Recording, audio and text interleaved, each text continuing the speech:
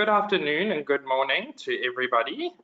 It's really my pleasure to welcome you to this webinar.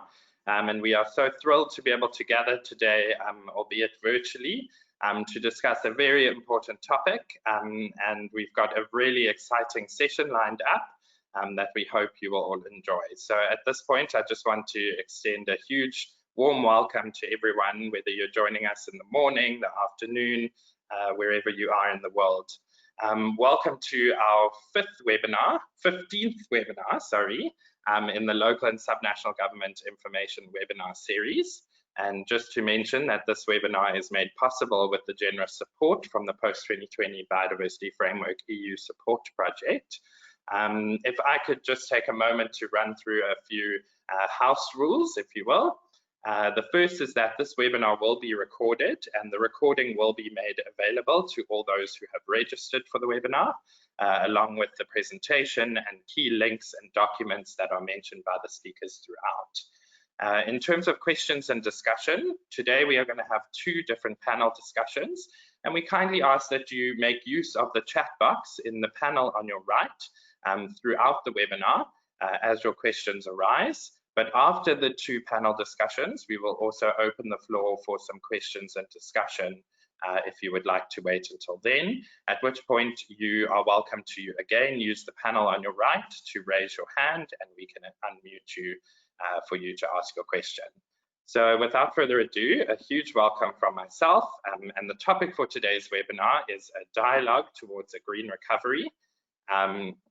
And lessons learned from nature in the context of the post-2020 framework.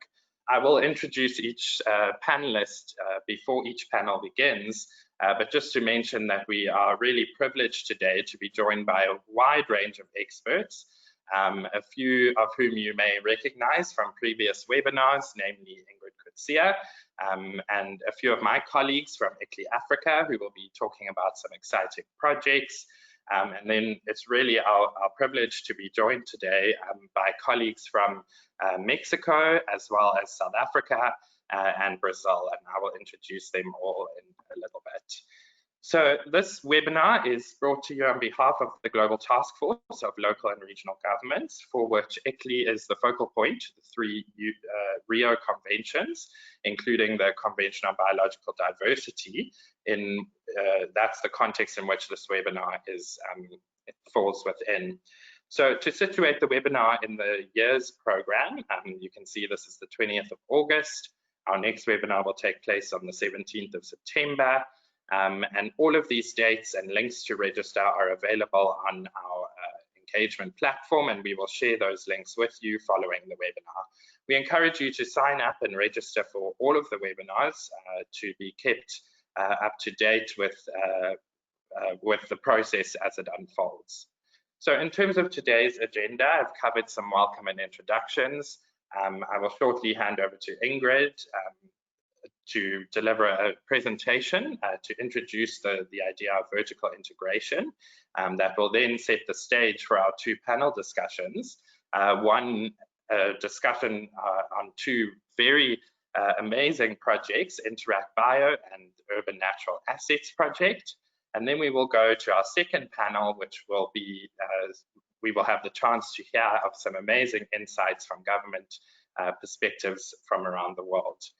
Thereafter, as I mentioned, we will open the floor for some questions and discussion before closing the webinar.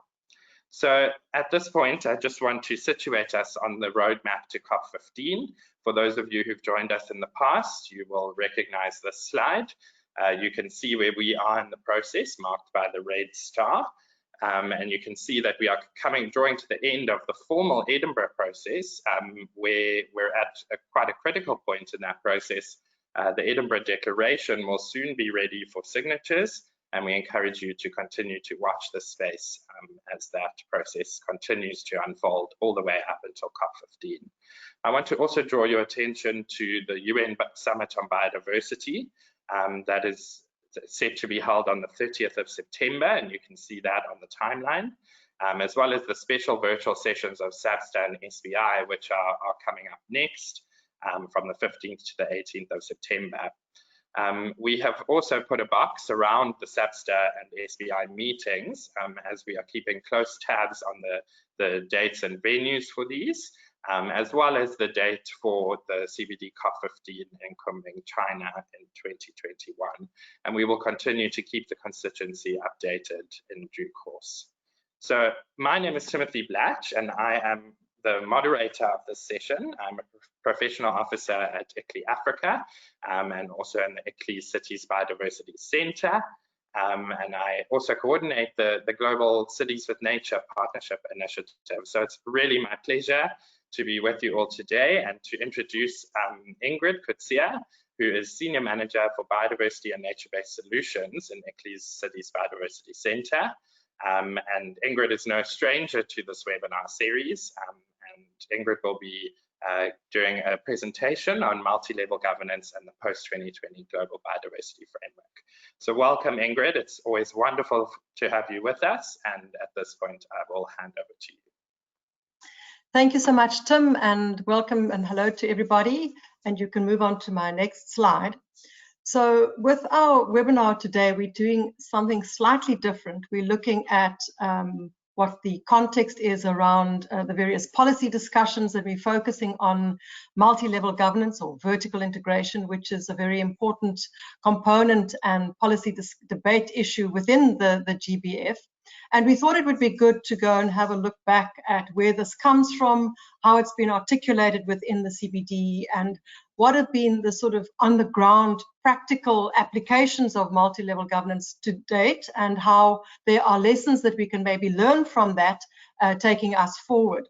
So if we talk about multi-level governance, within the context of the CBD, it's embedded in what we call the ecosystems approach, which provides a primary framework for action under the convention, and it was endorsed in a decision taken in 2000 at COP5, and included in this decision was some operational guidance, but also very importantly a set of principles.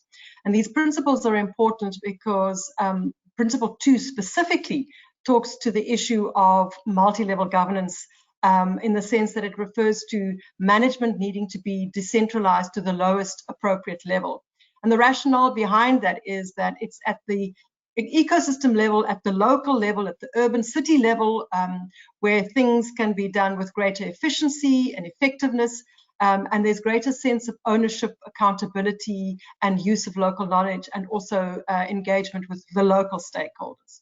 Next slide, please, Tim. So what is also important about this is that it's found its application in, with Principle 2 in a number of decisions. I'm not going to go through all of them.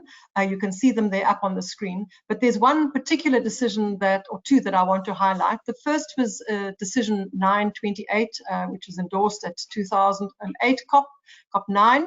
And that one is important because it referred specifically to the role of local and subnational governments in NBSAPs, National Biodiversity Strategies and Action Plans.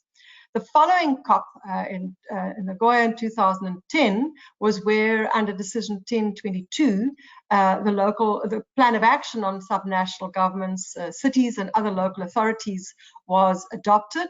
And it set out a clear framework for how this should be implemented by the CBD parties. And one of the things in that decision, which is also very important and in a sense quite unique to the CBD, is that it created a mechanism for involving subnational and local governments within the CBD processes in the form of what they called in the decision a global partnership on local and subnational action for biodiversity. And this consisted of two advisory committees, one which is focused specifically on cities and the other one on other levels of subnational government.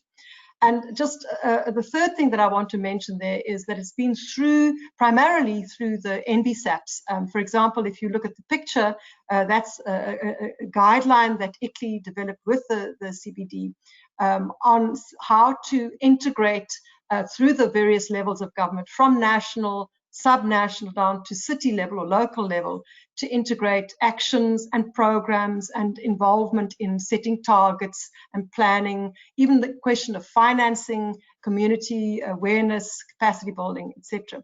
So NB-SAPS, as I said, has been an important instrument throughout. If you can send the next slide, please, Tim. This is just another set of decisions that refer to subnational and local governments. Next one.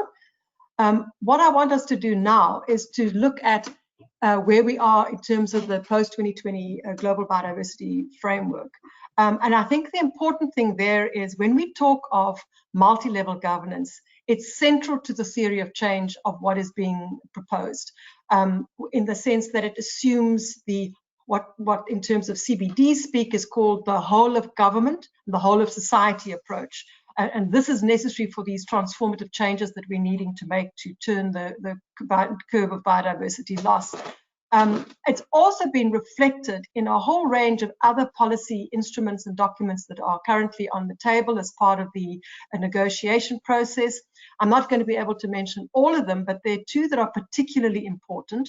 The one is in relation to mainstreaming, and there is the long-term approach to mainstreaming, which is really pulled up and embedded the concept of mainstreaming, not across, just horizontally across production sectors, but specifically also mainstreaming at a vertical level. In other words, all three levels of government.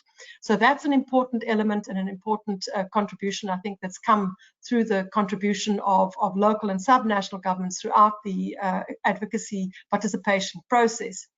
The other one that's very important relates to the monitoring framework, because this is the framework that's going to be looking at how we measure progress. And this is where we will see how progress has been made or not made against targets, what's happening at the NB-SAP level, etc. And there too, there's a specific emphasis on multi-level governance in monitoring and reporting. If you can pass me on to the next slide, please, Tim.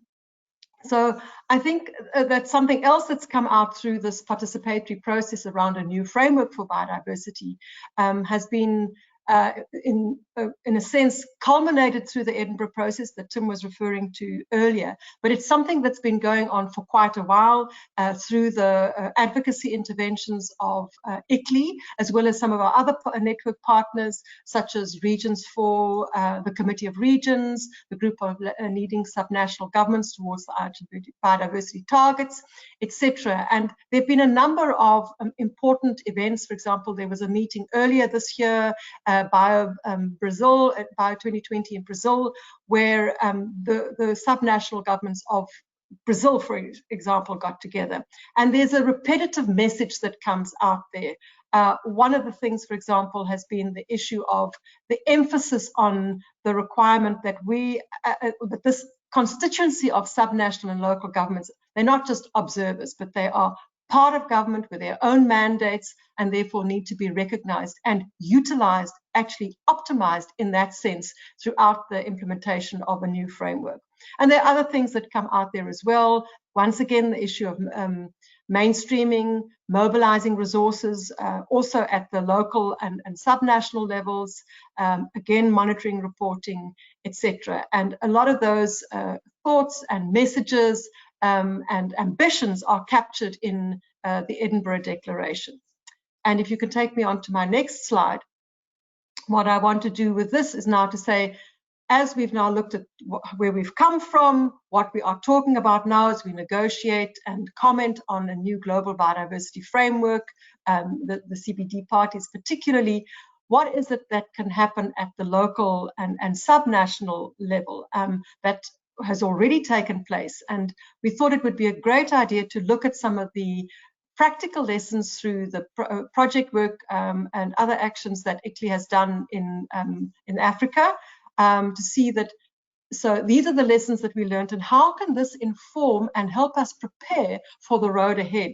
And the road ahead, I think, is a particularly interesting and challenging one in the sense that we are now in a situation where we're having to look at a post-COVID world, a post-COVID society, and we're talking about green recovery. And what does this mean for those of us that work at the city and the subnational level? And with that, I'm going to say thank you so much and hand over back to Tim. Great, thank you so much, Ingrid, and thank you for being with us. We always so appreciate your inputs, and I think you've set the stage perfectly for our panel discussions. You've laid the foundation at a global level for what we will be discussing next. So I've introduced myself, and it's really my pleasure now to be joined by two of my colleagues. We have Dr. Anita van Beek, who is Senior Professional Officer for Socio-Ecological Systems at ICLEI Africa, and also Jessica Kavanagh, Senior Professional Officer for Climate Change and Urban Natural Assets at ICLEI Africa. So I won't give away too much. I'll actually ask them, if they haven't done so already, to put their videos on, and maybe I can start with Jess before we get going with some of the panel questions. I wonder if you would just give a very short introduction to the Urban Natural Assets project. Over to you. Thanks, Tim, and yeah, welcome to everyone. So the UNA, or Urban Natural Assets for Africa program, it is currently being implemented in 9 African cities, and it's been running for 7 years. So it's got quite a legacy behind it. And kind of the core objective of the program is to mainstream or integrate nature-based solutions and nature considerations into land use planning and decision-making processes in those cities, particularly from the lens of urban resilience. So trying to build better cities with nature at the forefront of planning. Great, thanks, Jess. And we look forward to hearing more about this exciting project. But before we do, I'm going to ask Anita to give us a brief introduction to the Interact Bio project. So over to you, Anita. Thanks, Tim, and greetings to everyone. So the Interact Bio project, the name Interact Bio stands for Integrated Action on Biodiversity. It's quite a large 4-year project, which is coming to an end quite soon. The aim of the Interact Bio project is to provide fast-growing cities in the global south with nature-based solutions, and do that through various mechanisms, and one of them is the improved vertical integration of biodiversity into city processes. Great, thank you, and a big welcome to both of you. I'm so excited to have you both online today. Yeah, so thanks for joining us.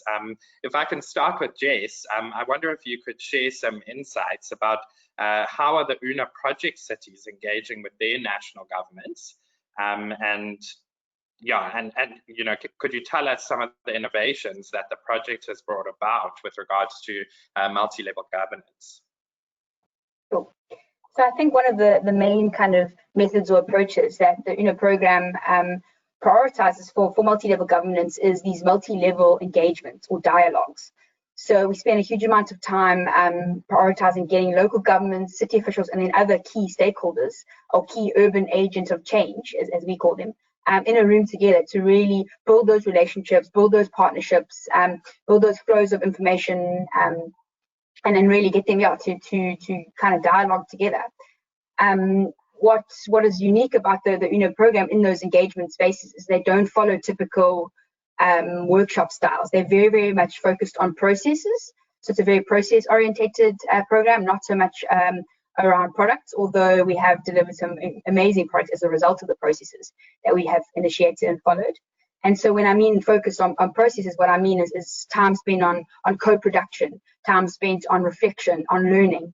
Because we found under the program that you know, producing resources and producing information is not enough, and then looking for entry points to embed that information is not enough because of the complex nature of decision making in Africa.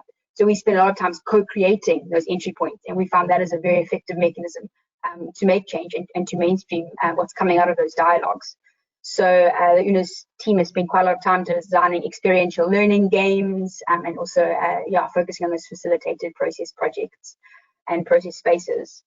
And then just two quick points that we also kind of focus on under the multi-level governance is the Ministry of Local Governments in the project, UNA project cities are key in helping provide the divide between national and local government.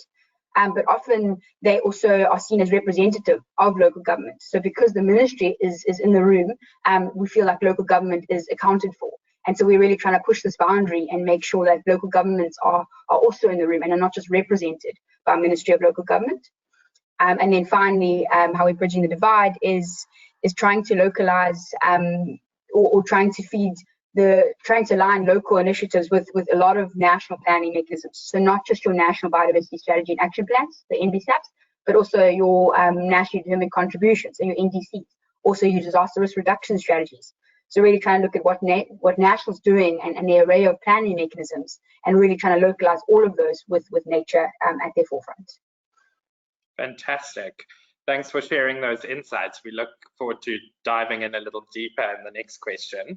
But at this point, let me hand over to Anita. And Anita, I wonder if you can tell us and share some thoughts on how vertical integration has been implemented through the Interact Bio project, and what are some of the key lessons or insights going forward in terms of enabling better vertical integration in the future. Thank you, Tim. So I think very briefly, I think perhaps one of the best examples of vertical integration in the Interact Bio project that I can talk to is the development of the LBSAP. So Tanzania has a national biodiversity strategy and action plan, and but they haven't up to this point, until the Interact Bio project, they haven't had or haven't developed a local biodiversity strategy and action plan. So we embarked on a process whereby we developed this in consultation, in collaboration with various stakeholders of Ilala municipality, which is one of Dar es Salaam city's 5 municipalities. So I think what I can say there is one of the vertical integration highlights, can I say, of that process was that we managed to get one of the national officials from the NBSAP, from the Vice President's office responsible for NBSAP implementation, to join us on all the local city workshops to develop the Ilala LBSAP. And what that did, the result, and I think the significance of having that person in the room throughout, was that it was a relationship building between the municipality, the Ilala local municipal stakeholders, the city stakeholders, the regional stakeholders, but importantly also with the national government person. And they could ask questions directly to the national person, the national NBSAP office. And I think initially the local government officials were quite shy about having the national person there, their national official. But as the workshops proceeded, this unfolded into really good debates, strong, good conversations. So I think what that essentially means is that we have champions from a local, city and regional offices, but then also a champion, one person who was consistent throughout the process from the national office, and there was relationship building there. But I think the having that kind of strategy is really good. It's really engaging with the champions and the champions engaging with each other. But I think what we need, where we need to strengthen, is looking also at the formal processes of integrating biodiversity into city planning, and also improving the linkages between the levels of government in a more formalized way. And I think that comes down to building institutional strength and institutional capacity to carry forward those processes beyond the duration of the project. So I think what we've done is there's been a sort of informal, if you like, champion driven process, but I think to also pay attention to building capacity in the institutional processes going forward. Yeah, absolutely. So thank you both for sharing your insights. I'm going to come back to you, Jess, and ask you, we find ourselves at a very critical moment now where the loss of biodiversity is really unprecedented, but also at a turning point where great opportunity lies ahead, firstly with the post-2020 framework, but also with the UN's decade on ecosystem restoration. So I wonder if you would just share some insights with us about some of the ways that UNA is supporting cities to contribute to these efforts in terms of restoring ecosystems and enhancing nature's contributions to people in that context. Thanks, Tim. So as I kind of started my introduction, I said that UNA has been going in 9 cities for 7 years.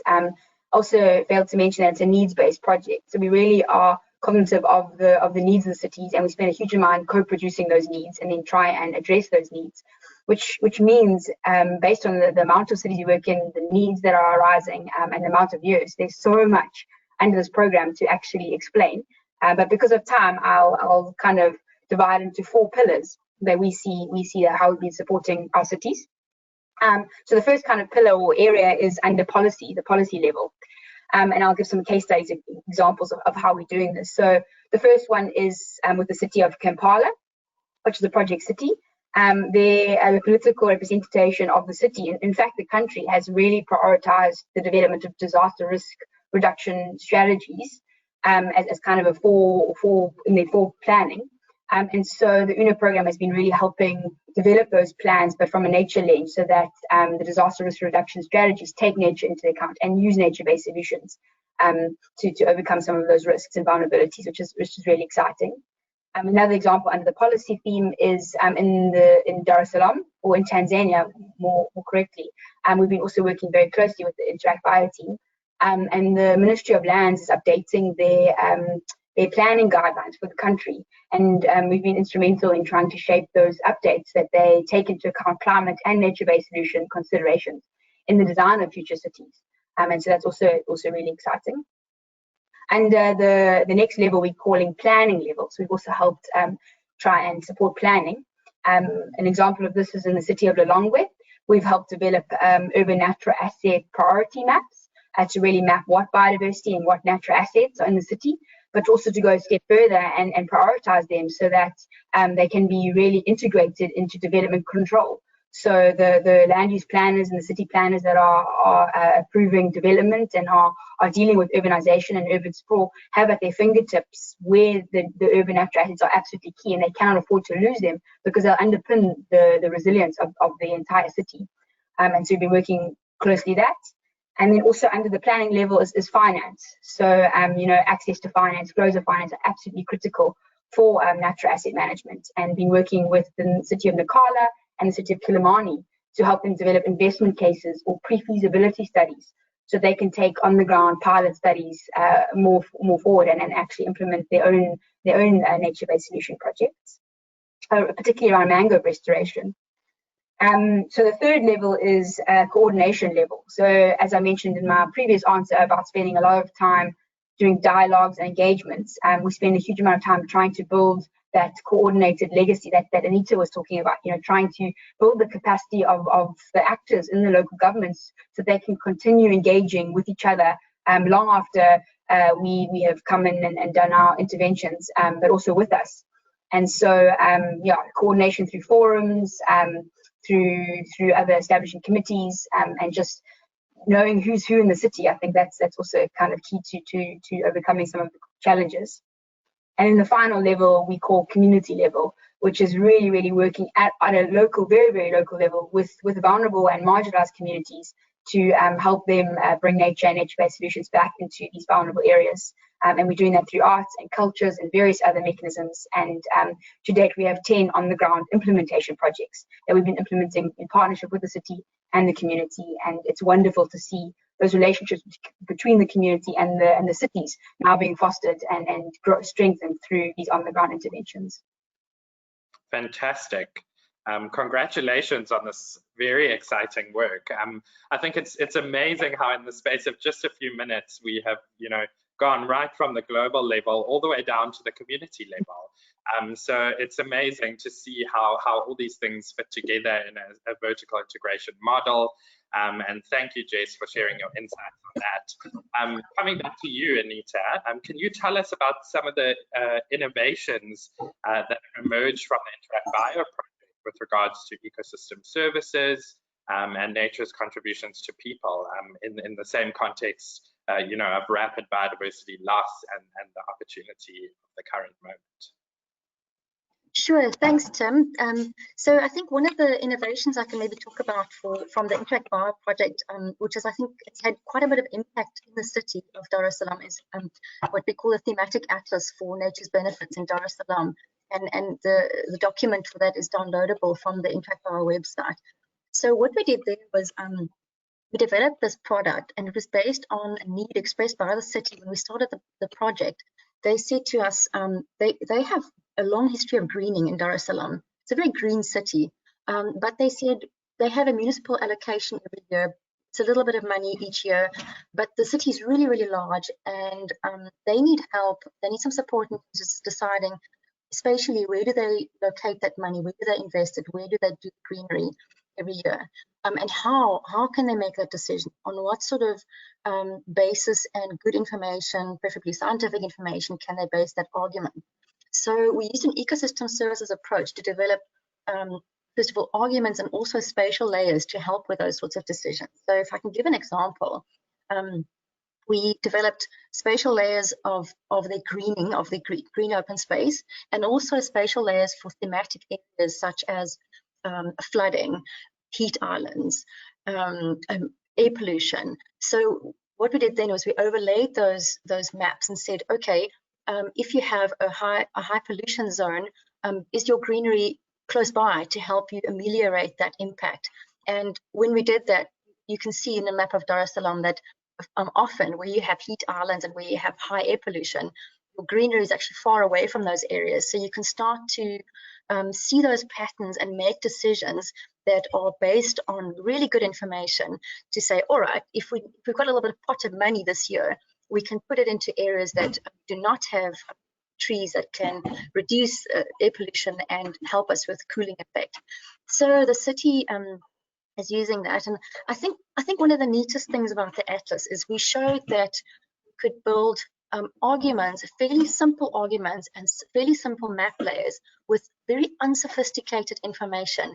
All you need to do is lean on existing information for the city and globally, and also lean on map layers and even expert mapping and participatory mapping. It could really give you easily, based on those principles of ecosystem services, you can really come up with something quite quickly and with very simple information. So I think that's the first lesson, is you don't need massive amounts of data. You don't need sophisticated GIS. You can do this with actually very little information, and it doesn't have to be sophisticated. The key is, and I think this links to what Jess was saying, is it has to be participatory. You've got to have stakeholder buy-in, and that will just really improve the use of the product. I think, and then just to add to that, Tim, one of the things that I'm very, very happy about and very enthused about that came out of the Atlas is in every chapter of the Atlas there are policy recommendations, which is also workshopped with stakeholders again and again to refine. And one of the recommendations was to develop a system of deciding which species to plant. And this is important because in Dar es Salaam, even though there's a long history of greening, they seem to have lost touch with the indigenous natural heritage. So Dar es Salaam is situated within a globally important biodiversity hotspot, the East African coastal forests. The city is actually situated right smack bang in that hotspot, and there are still remnants of those coastal forests, but they're getting rapidly lost through sort of unchecked development and so on. And so what the Atlas recommended is that investment be put into a product or some decision-making information that can help with that. And so we've put some money in the Interact Bio project towards developing a biodiversity catalog for Dar es Salaam. So that, for example, city officials can go to a local nursery and say, I would like to buy some indigenous trees. And also we really emphasize aspects such as you can choose this tree for shade, this species for shade, but be careful of the root system. You need to a selected tree with a root system that won't lift a pavement. So we distinguish between those sorts of things. It's not just about the indigenous biodiversity, it's also about what makes sense in a city context. So I'm really excited about that exercise or that process that's coming out of the thematic atlas. Yeah, so I think that is also a bit of an innovation. It seems a little bit obvious, but I think these things are new in that city environment. Absolutely. Thank you, and thank you both. It's been fantastic to hear your insights and to share the amazing work that these projects has been delivering. I think that both of these projects make critical contributions to the advocacy work for local and subnational governments on the roadmap to COP15, and even far beyond that, in terms of really demonstrating the tangible things that cities are doing and the contributions that they're making. As we all know, no action is too small, and it's the combination of all these actions then that make up our ability to have global impact. So I just want to really take this opportunity to thank you both for being with us. Thank you for your time and for sharing these fantastic insights. And we look forward to following the journey of both Interact Bio and Urban Natural Assets as you continue to do this fantastic work with cities. So thanks for being with us. We really appreciate it. At this point, we are going to move on to our second panel for today. And it just so happens, for those of you who were able to join us this morning, we had a panel of city representatives. And this afternoon, we're really excited to have a panel of other subnational governments as well as national representatives. So let me introduce our fantastic lineup of panelists. Firstly, we have Ms. Andrea Cruz, who is the coordinator of biodiversity strategies and international cooperation at Canabio in Mexico. We also have Ms. Marlene Larosse with us, who's the director of biodiversity and coastal management at the Western Cape Department of Environmental Affairs and Development Planning here in South Africa. And it's also my pleasure to introduce Mr. Paul Dale, who's the International Affairs Advisory and Secretariat for Infrastructure and Environment in the Sao Paulo State Government in Brazil. So this panel, I'm really excited to hear these insights. It's a little bit of a tour around the world. And if I can ask at this point for the panelists to please, if you haven't done so already, put your videos and sound on. And we can kick off the discussion. So a warm welcome to all three of you, and thank you for being with us today. If I could start by turning to Andrea. Andrea, I wonder if you could share with us some insights on Mexico's unique biodiversity features and how these are providing essential services for the Mexican population. You know, how is the government working to conserve and restore and sustainably use these unique assets? Over to you. Yeah, thank you very much, Timothy, for the invitation. And well, as you may know, Mexico is considered a mega diverse country, and it's part of the deselected group that possess a great diversity of animals and plants, and it's basically they are endemic, most of them. So the diversity that Mexico possesses is unique, almost unique to the world, and we are also a very culturally diverse country, which makes things a little bit more complex in this sense. So it is not very easy to start public policies and implement it in all the country because we are so different. So, but we still have very strong federal institutions that provide some guides and in order for states also to develop also their policies. So as in many other countries in the world, the first or the principal conservation tool that we have is the natural protected area systems, which is very strong at the federal level, and it's being less strong at the state level and the municipal level, but I think we are gaining some capacities in order to enhance these lower level capacities. So I would say that natural protected areas would be the most important conservation tool in Mexico, but we have other tools also.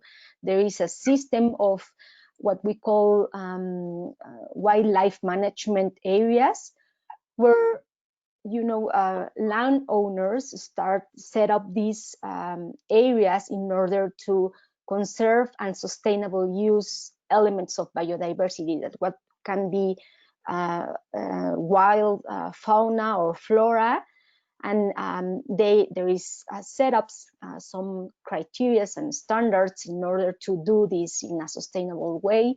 And we have also a lot of experience with communal forestry and sustainable certification of forests, and we have some experience also with fisheries, sustainable fisheries, and we are starting also with other sectors.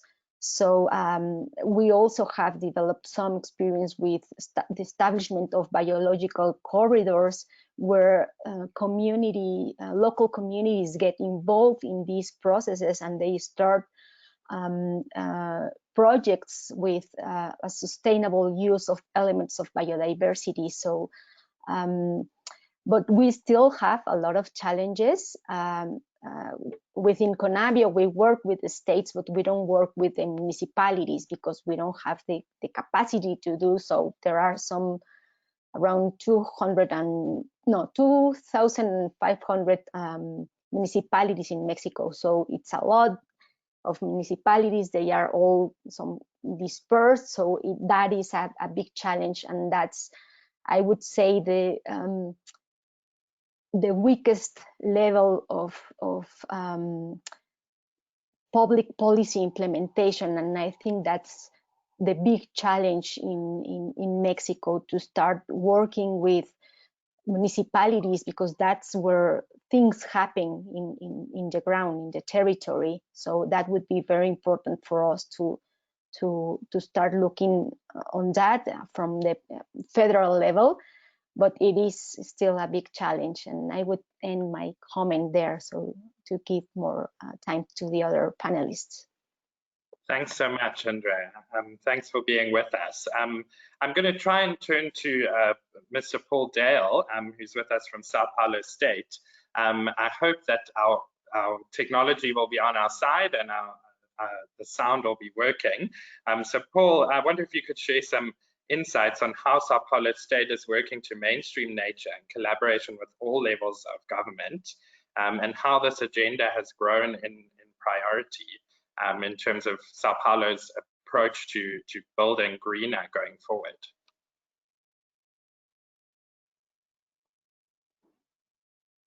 I can't hear you, unfortunately, Paul.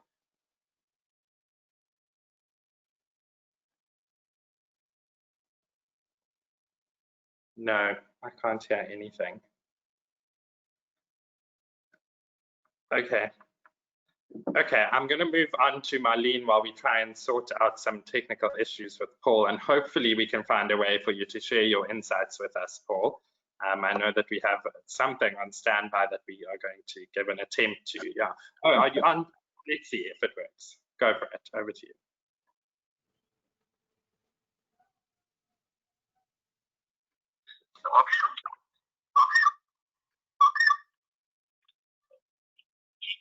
Hello.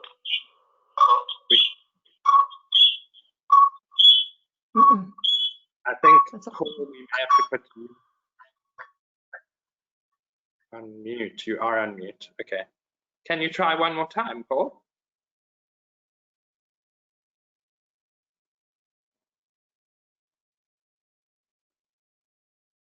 No.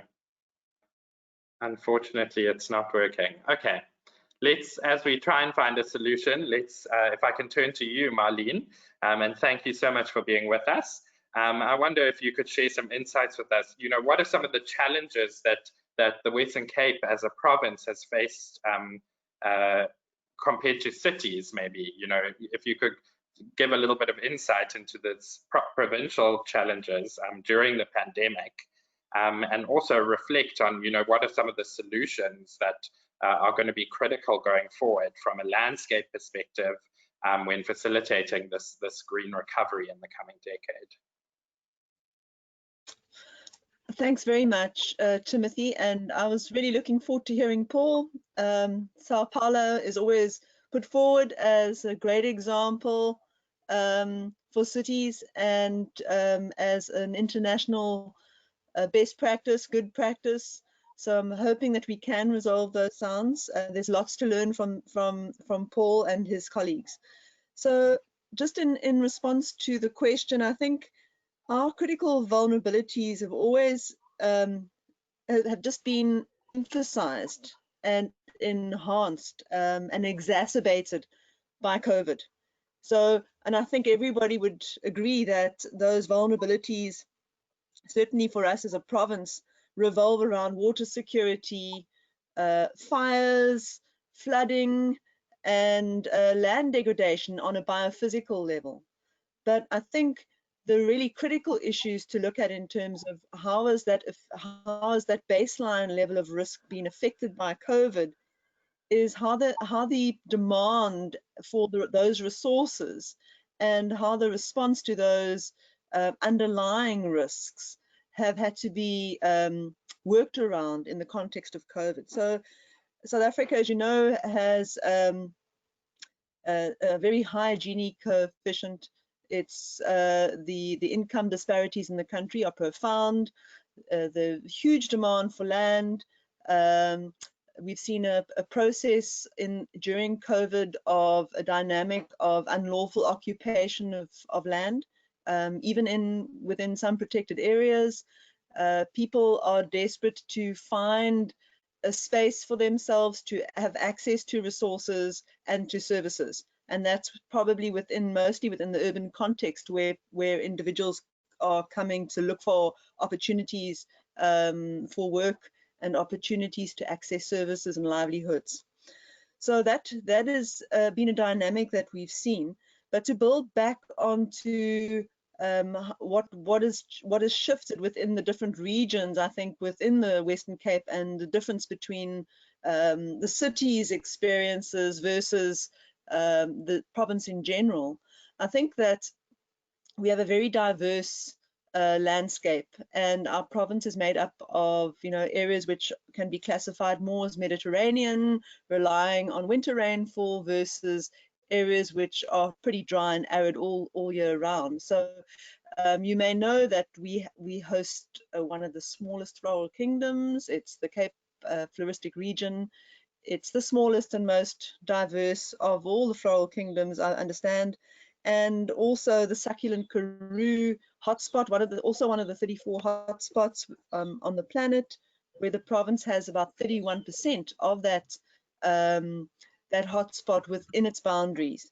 So we have to look at the differences. Most of us, well, the two key urban settlements, if you look at them in terms of their growth, actually are both at the coast. That would be city of Cape Town, and then the growing sort of areas on the Southern Cape, which would be George Municipality and Mossel Bay, and then further up the west coast, Saldanha Bay port, which is also growing now due to industrialization, and each of them have their own unique challenges. In the Southern Cape and sort of more towards the interior, we're seeing that the state of disaster in terms of the water security process and the drought are still persisting in some of those municipalities, whereas in others, in the higher rainfall areas, have now moved outside and are no longer declared disaster areas. So I think that the critical issues that we're looking at here, beyond just the loss of biodiversity, is the increasing vulnerability of people to the risks, and then add on the overlay of COVID, people's food insecurity. So the really interesting dimension, I think, that has been emphasized is our dependence on nature and the demand for access to nature of urban people.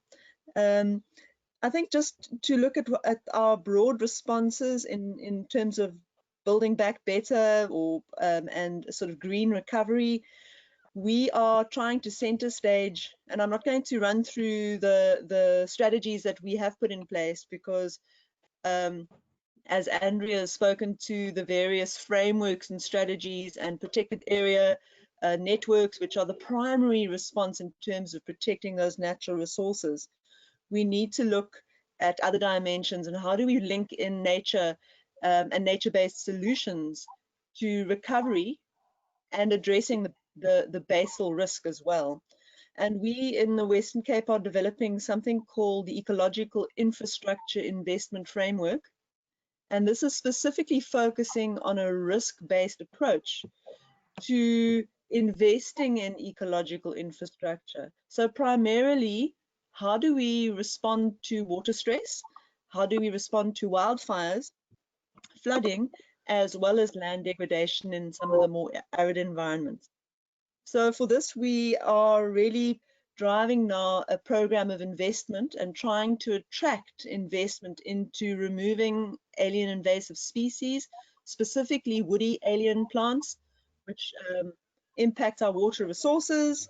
And this, we are hoping, has huge co-benefits, which can be applied in the province. The knock-on effect of work creation, but also the fact that when you free up water, you stimulate the economy in terms of increased water availability. So I think, Timothy, I don't want to speak too long on the subject, pick up again on some of the other responses because there are many. Some of you may know that our climate change adaptation strategy has just been approved by our national minister. And so that provides a great articulation point for green recovery in terms of adaptation to climate change and a green recovery plan for economic recovery against COVID. Thank you. Great, thanks Marlene, and thanks for being with us and sharing these fantastic insights. I'm going to try one more time to come to Paul, but in the form of Ingrid. I believe that Paul has prepared some responses, and I wonder if I could go back to the first question of how Sao Paulo State is working to mainstream nature in terms of building forward greener. In the context of working across the levels of government. So Ingrid, if I could call on you to read Paul's response. Okay, great. And Paul has just messaged me to say very sorry, and he's still trying to sort things out, but I'm going to do my very best to do justice to Paul's responses. Paul just acknowledged the great work that he and his two teams do, and he spoke specifically of the Sao Paulo State Government, the International Affairs Advisory, the Zoo Foundation. He mentioned a whole lot of them, and he also talked about the Mata Atlântica Biosphere Reserve. And one of the messages that he sent that he has learned is that something new is that we need to consider protected areas as those areas that protect us with their own zoning system. And then I think what I must do now is maybe just where he's talked about, the green recovery and lessons learned from nature. What I want to say is that as far as the question of how to mainstream nature in collaboration with all levels of government, his response is, and this is where I will just read here, is that the links between health and nature are being considered at Sao Paulo before the COVID-19 pandemic. One example is that around 3 years ago, Sao Paulo faced a crisis with yellow fever that caused thousands of deaths of wild primates. Endangered species also suffered great losses, and they started working together to use a formal group of integrating municipalities, such as Sao Paulo City Health System, protected area managers, the Fundação Florestal, research institutions, the State Secretariat, NGOs, the National Center in charge of wild primates conservation, etc. And they are still working together to find solutions. They're integrating with various partners, they support traditional peoples, and they also give information to the urban communities and urban populations. The second example that Paul has given is illustrated by the civil protection from natural disaster systems. He was just saying that last Friday, with the financial support of the World Bank and partnership of the state military forces, their state research institute, Instituto Geológico, launched maps and guidelines to plan actions with municipalities against floods, landslides, etc. before the rain season. His third example is an example from some time ago where the sugarcane producers, the state, and the sugar and ethanol mills created the protocol Greener Ethanol, and today they have more than 99% of the sugar cane plantations that are being harvested without fires, and these fires used to cause considerable health problems. So he also says that they've got many more aspects regarding the link between nature and health, such as air pollution, human health, water quality, etc. but nature is the most important, is the matter of content of different issues. And they look at strict wildlife conservation. It's more than that. Also, specifically the connection between nature and health, climate change and adaptation or mitigation tools, pollination of wild and agricultural species, both water quality and quantity, linked also to economic activities, watershed conservation, tourism, protected areas. These are all some of the examples that he's citing. And he says that it's important to integrate different partners, particularly all 3 levels of government, so that you can mainstream nature and that you have the knowledge of the human nature systems in focus. And it's the next steps that need to be considered that are important are to follow the legislative and at the national, state and local level, to reinforce participative tools like protected area management councils, to improve capacity building systems, and he mentions the Green Blue Municipality Program. He talks about promoting diversity and creating transparent agendas on public policies. And then he says that the integration with the Interact Bio project at the Campinas metropolitan region, with specifically the ecological state zoning, is a very good example of partnerships between the different territories and using different sources. Also, the partnership with 2 of UNESCO's Biosphere Reserves that are located in Sao Paulo state. Paul, I hope I did you justice. I know my pronunciation is abominable. Thank you so much, Ingrid, for standing in. And I wonder if I know you can't be with us for much longer. So I wonder if we could, before going back to Marlene and Andrea, maybe just ask the second question of Sao Paulo for you to give a response before you need to go. We had asked Sao Paulo, Sao Paulo has been very involved in the post-2020 advocacy process. The Sao Paulo state hosted the Bio 2020 event earlier this year. And has also participated in the consultation of the Edinburgh process.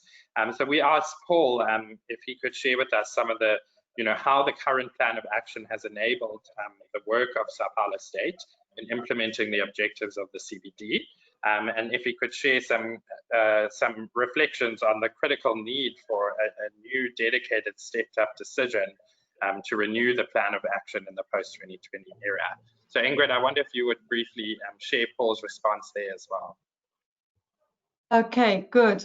So he says that linking with the previous question, Sao Paulo knows that the COVID-19 pandemic has created huge changes. Firstly, it seems, and it's common sense, that the future is going to be very different. There will not be a business as usual. And so we need to be open to different scenarios, whether we like it or not. Secondly, we must walk along a precautionary pathway because we have less time to learn with errors. The third point is we must use our resources wisely and with our partners, both the public and the private partners, because we have less financial resources available, but we have more different resources. And some of the examples that he gives here are social capital and human capital. He also talks about science-based decisions, environmental conservation, global relations, promoting diversity, improving the quality of life, specifically social life, nature-based solutions, growing with limits, using technology to promote life, seen as what he calls the new green truce. And he says Sao Paulo is developing tools and reinforcing partnerships to improve and increase their protected areas, to grow the forest cover as well as its economic use, to reduce carbon emissions, to green their economy, to promote democracy, and to open their arms to the global economy, highlighting the usual partners as well as that of subnational governments and the reality. And yeah, and then he talks about, Paul, do you want me to talk about the Bio 2020 here? Just put a thumbs up. Go ahead and talk about all of Paul's inputs. Yeah. Okay, so then he talked about the Bio 2020, which was something that Sao Paulo State hosted in February this year, where they participated in a consultative process linked to the Edinburgh process. And he was saying that the important thing there was that it talked about, or it was designed to promote the local voice of the Brazilian territories and cities, where they integrate different territories. They're fighting for sustainability, both at the municipal, city, and subnational level, UNESCO Biosphere Reserves, metropolitan regions, traditional people, the private sector, NGOs, the university and academic sector, all of them working together. And he said that they also have partners like federal institutions, also other countries, and he mentioned some of them. He refers also to the partners with IPBES, the Secretariat for the CBD, UNEP, ICLEI, Regions 4, also the Goals Group. And he says that this amazing union has allowed many bilateral meetings, many interesting and deep debates, and some important outputs. He referred to projects like the recognition of the role of local and subnational governments in the CBD, and asking for a legacy of the Decision 1022. And he referred to the letter of Sao Paulo, where there were 5 main thematic lines. This was the outcome of the Bio 2020 conference. And he referred Carta de Sao Paulo referred specifically to the recovery of ecosystems, protected areas and connectivity, as well as to sustainable production and use. It also refers specifically to circular economy and nature-based solutions, and to environmental education and awareness. And they're wanting to maintain and implement the letter so that we don't have to wait to COP15, but we start now already, and we continue after COP10 to continue with the implementation of the biodiversity targets, where we have very little time left.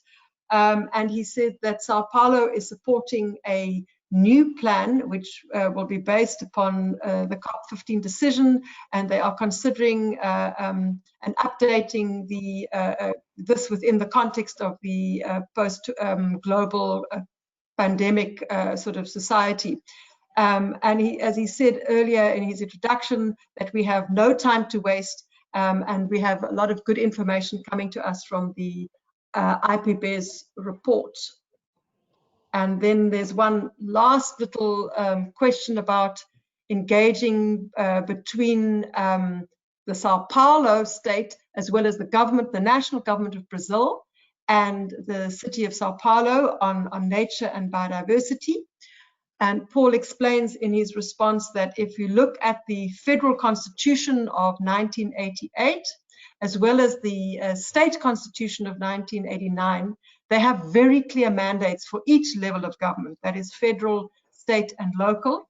And the Sao Paulo municipality, as well as the Sao Paulo state, are improving the ways of implementing their mandates regarding nature and biodiversity conservation. And this has been recognized by scientific reports, so it's evidence-based, and which has been developed by research institutes such as the Instituto Florestal and INPE on the one hand, but also by NGOs such as the SOS Mata Atlantica Foundation and the MAPS Biomass, or the MAP Biomass. And Sao Paulo is a state where as a result of all this work and integration, the native vegetation cover is increasing at the same time as that there is economic growth.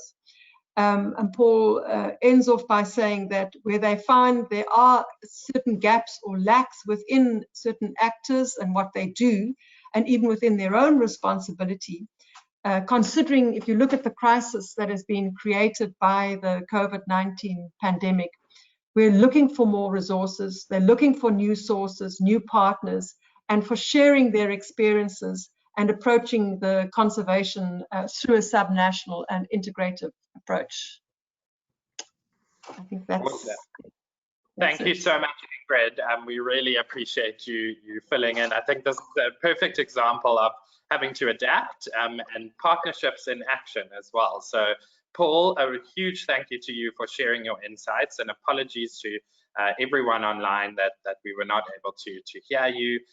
But I'm really glad that Ingrid has managed to deliver your inputs on your behalf. So Ingrid, a huge thank you to you as well.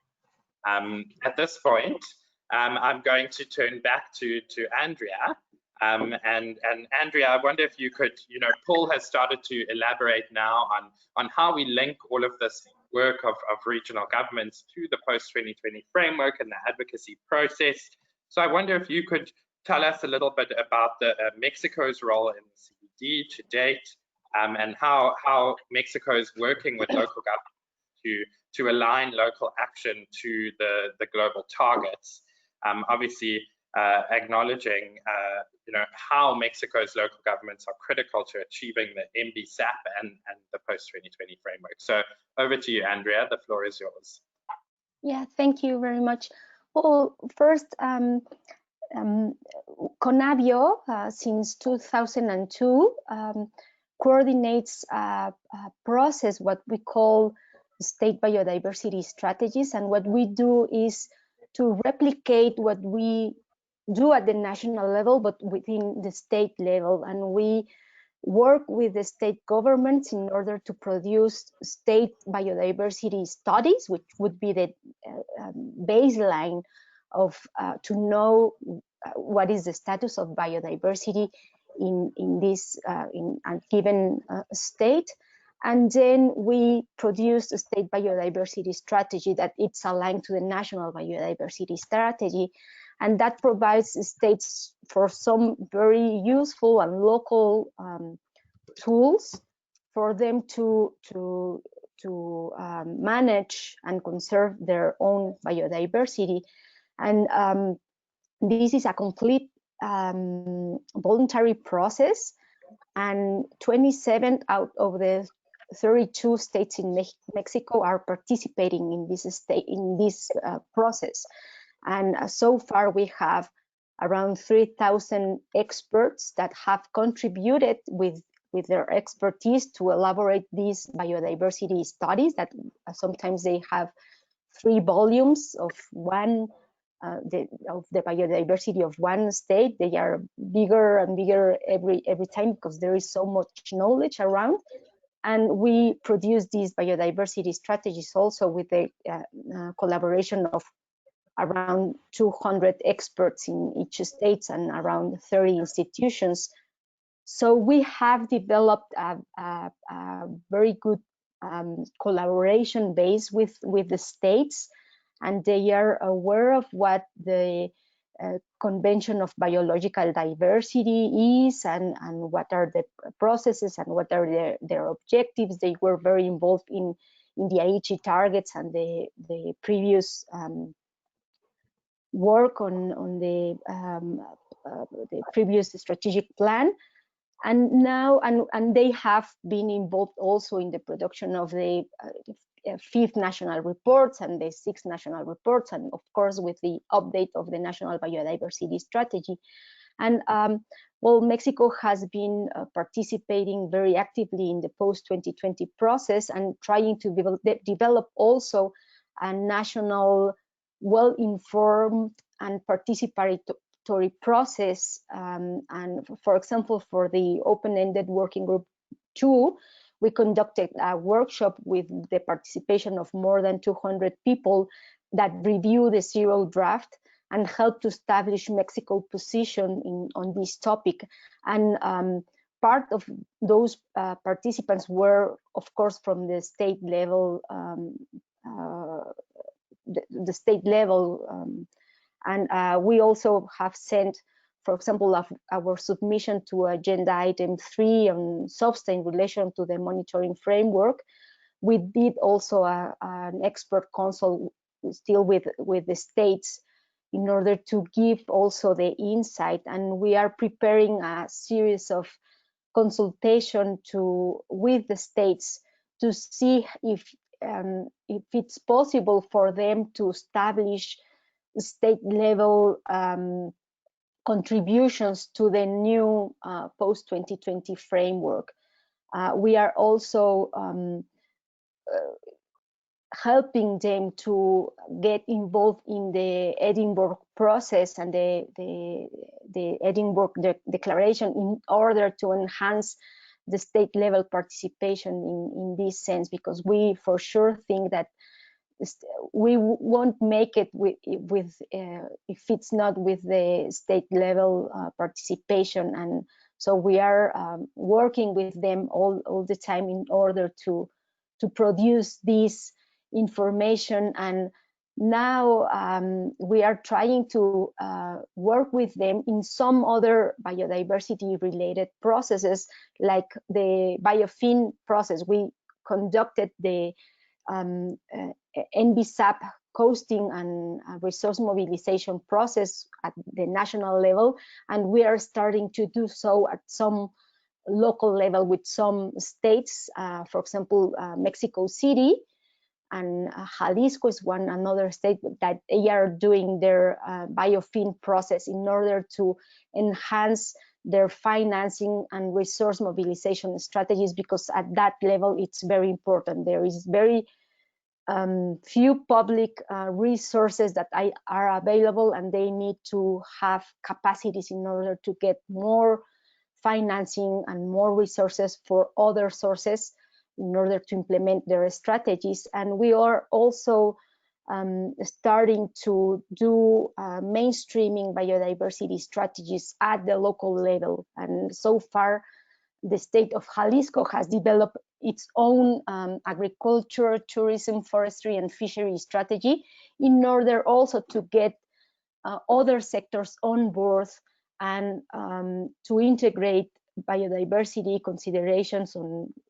how to conserve and sustainable use within that sector. So we are hoping that all these experiences will contribute to the post-2020 process, and we are for sure having a great deal of communication with the states in order for them to have a voice in Mexico's position. Thank you very much. Awesome. Thank you, Andrea, and thank you for being with us. And you know, I think that if we link what you've just mentioned back to Ingrid's presentation in the beginning, it's fantastic to see that you know, is really a model of vertical integration in practice. And you know, we stand with Mexico as we all move towards you know, our common position on the post-2020 framework. And yeah, a huge thank you for your inputs and insights. It's wonderful to hear of this amazing work taking place.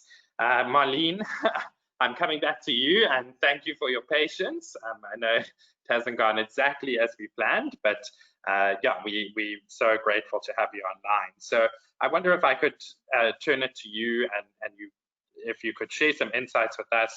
You already started to touch on some of the regional vulnerabilities in the Western Cape, but I wonder if we could turn it now to some of the solutions and the tools that have been developed and enhanced to address these from a nature perspective, and really how is the Western Cape supporting cities on mainstreaming nature and integrated planning and decision making, you know, in support of this post-2020 framework. I think you're on mute. There you go. Thank you. One of the most said phrases apparently, and in the context of COVID, you're on mute. So just to pick up on the vertical integration, which I think is a very important driving point moving forward with regional governments within the sort of biodiversity articulation, and how it should work effectively all the way from the global biodiversity framework right to an LBSAP potentially, and even beyond that in terms of how partners, individual partners, see themselves as contributing towards the global benefit.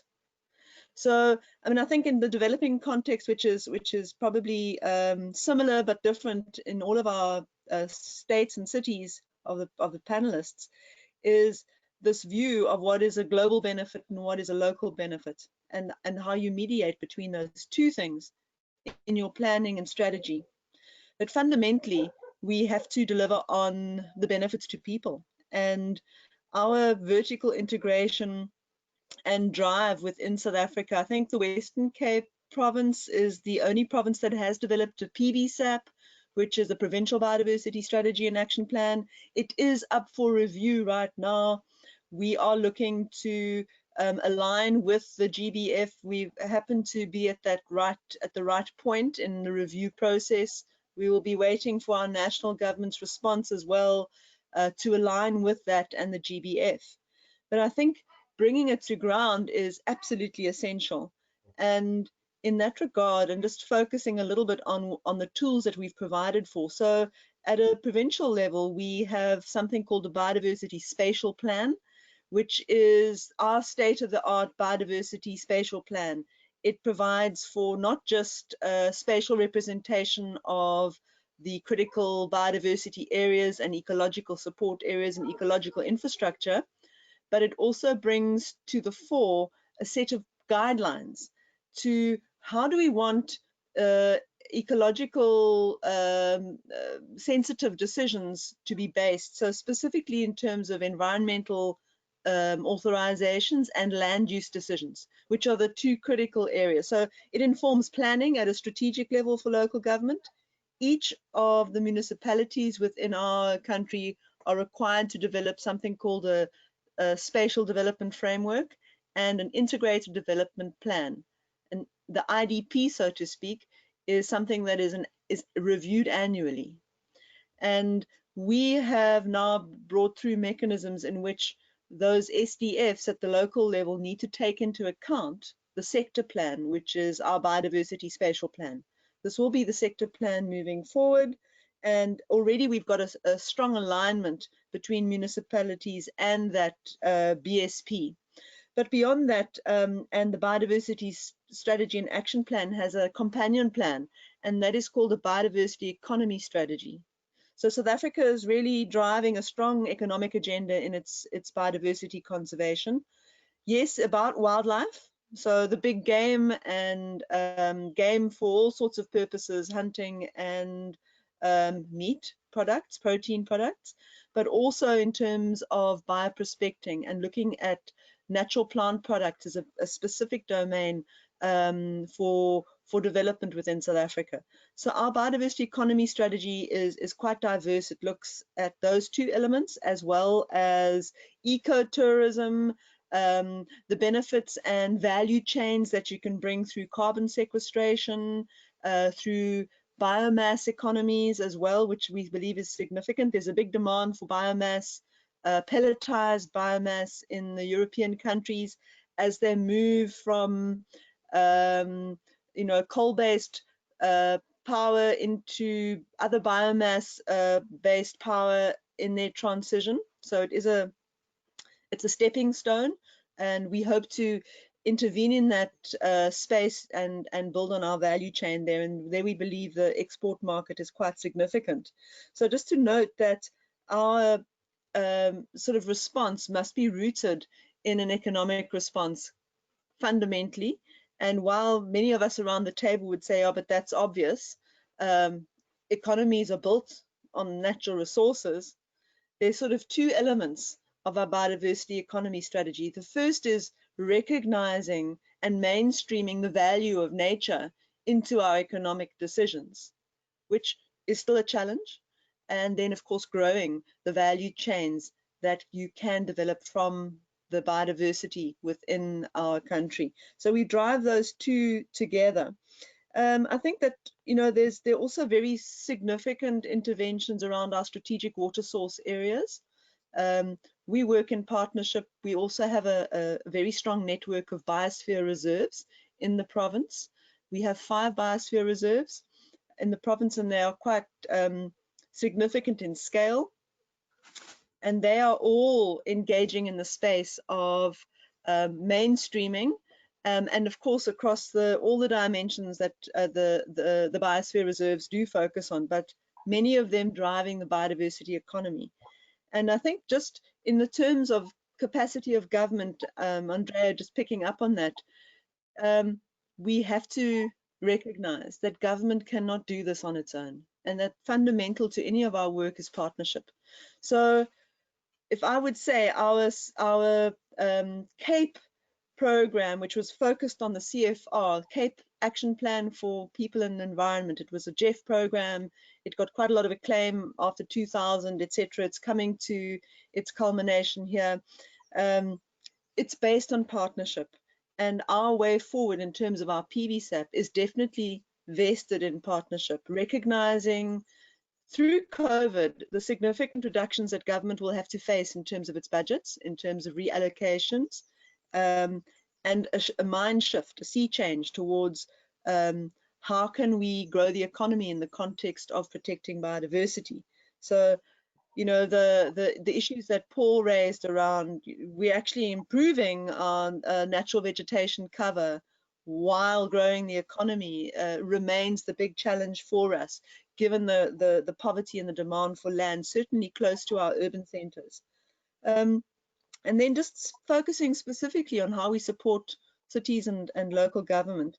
There is an annual cycle that is around compliance. So, you know, everything that every other sphere develops, ultimately, because local government is the interface where people receive their services, many of those requirements, those legal requirements, are resting at a local government level. And from our coastal and estuarine and biodiversity perspective, there are a number of issues that we review on an annual basis in terms of how local government allocates budget to addressing its legal compliance aspects around the environment. So that's the compliance side. And then there is a municipal capacity support program which tries to drive the performance aspects. So there's very limited uptake of LBSAPs within our province. There have been 1 or 2 local governments that have actually developed LBSAPs. City of Cape Town is a significant one, and they've made great strides in implementation. But broadly speaking, everything is mainstreamed into the SDF and the IDP. And if you want to get something done, you must put it there. It's the place of integration. So how do we support that integrated planning? Well, we provide technical expertise through our public entity, Cape Nature, that is specifically established for biodiversity conservation and management of protected areas. From a technical perspective and a scientific perspective, we support municipalities. They are also, each and every one of them, trying to respond to risks. Their climate change response strategies and adaptation strategies, and also their risk frameworks. And in that space, we provide for them the aggregated risk information that can assist them in developing their plans. And then on a very, very practical level, assist municipalities with trying to deal with potential risks to their water resources. So working in collaboration with the Nature Conservancy, WWF, ICLEI in some instances, and other NGO partners, and the Biosphere Reserves, we leverage our very small budget leverages significant both private sector investment, but NPO or non-government organization support in our programs. And our strategy moving forward is very much one based in partnership. So it's not our strategy as in government strategy, but it's our strategy as in the whole of society approach. And I think the work that is needed further is going to be, people recognize biodiversity as a sector, and they recognize it as any other sector. But building forward greener as the sort of nuanced approach for building back better is clearly in the domain of connecting people with their natural resources. Yeah. Great, thank you, Marlene, and thank you for those fantastic insights. It's amazing to hear of the work in South Africa, and particularly in the Western Cape province. I think you've, rightfully mentioned this idea of partnerships that I think, at a government level is critical in terms of how we frame this conversation of vertical integration. So thank you, a huge thank you to all of our panelists for being with us today and for sharing your insights. I know, and thank you to our attendees for bearing with us. We are running out of time, so I want to at this point just offer, if there's one burning question from any of the attendees, you're able to raise your hand now. I'll just give us a few seconds if there is anything burning. Okay, it doesn't look like there are. So that's great. And again, I just want to thank all three of you for being with us. And Paul, again, apologies that we were not able to hear you, but I'm so glad that we were able to still receive your inputs. I think that, you know, today has been quite an incredible day in our series of webinars. It's really been a tour of the world. We've had representatives from almost every continent across the two webinars, sharing fantastic insights and the work that's being done. And I think, you know, it's really strengthening our position in terms of the roadmap to COP15, in terms of the collective voice of our constituency going forward.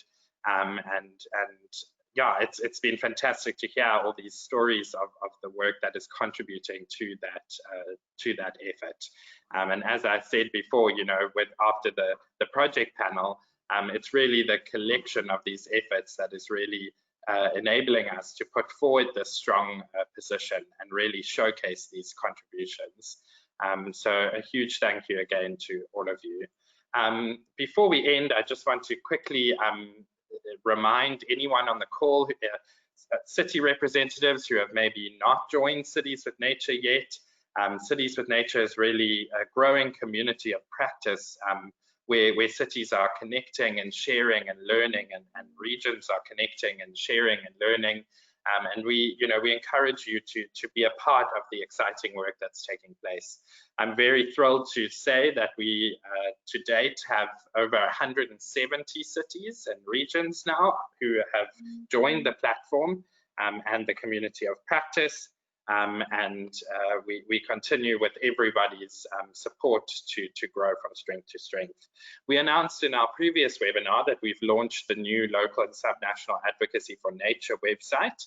On your screen is a little bit of a showcase of what this looks like, and we encourage you to check it out. We will share the link in the follow-up email that will come after this webinar, and that's really the home for all things related to the roadmap to COP15 for the local and subnational government constituency. And you can find a rich plethora of resources and tools, and as well as previous webinar recordings and upcoming webinars.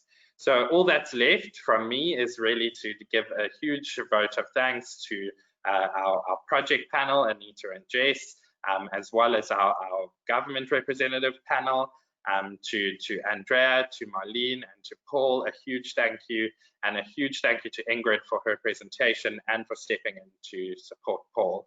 Our contact details are on the screen, and we look forward to working with all of you as we continue to collaborate in this very powerful advocacy agenda in the roadmap to COP15.